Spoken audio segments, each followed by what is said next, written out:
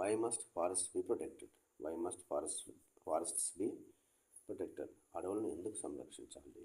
అడవులను ఎందుకు సంరక్షించాలి? Because they support many species. Because they support many species, maintain ecological balance, and provide resources like oxygen. Because they support many species, maintain ecological balance, and provide resources like oxygen. Hence, we have to protect the forests. మనం అడవులను ఎందుకు సంరక్షించాలంటే కారణం ఏంటంటే అవి రకరకాల జాతులకు ఆధారాన్ని ఇస్తాయి. రకరకాల వృక్ష మరియు జంతు జాతులకు ఆధారాన్ని ఇస్తాయి.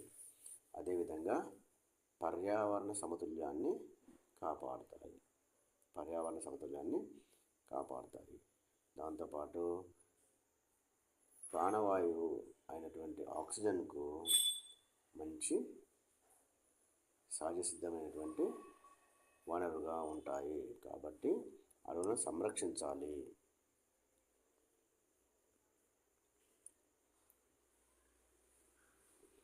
Name 2 species of Telangana that are among the most threatened according to IUCN.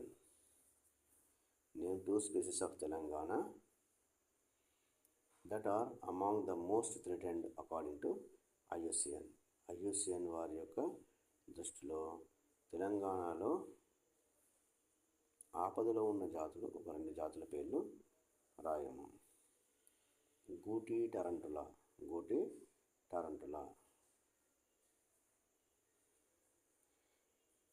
పొసిలోథేరియా Metallica, ఇంకోటి గ్రేట్ ఇండియన్ బస్టార్డ్. ఈ 2 జాతులు ఆపదగా IUCN వారు గుర్తించారు. తెలంగాణలో ఆపదగా IUCN వారు గుర్తించారు.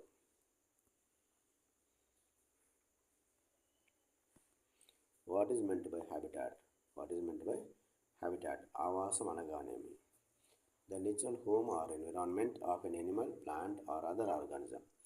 The natural home or environment of an animal, plant or other organism is called as habitat. Habitat is a natural home or environment of an animal, plant or other organism. ఒక జంతువు కానీ ఒక మొక్క కానీ ఏదైనా జీవి సహజసిద్ధంగా నివసించేటువంటి ప్రదేశాన్ని ఆవాసం అని అంటారు.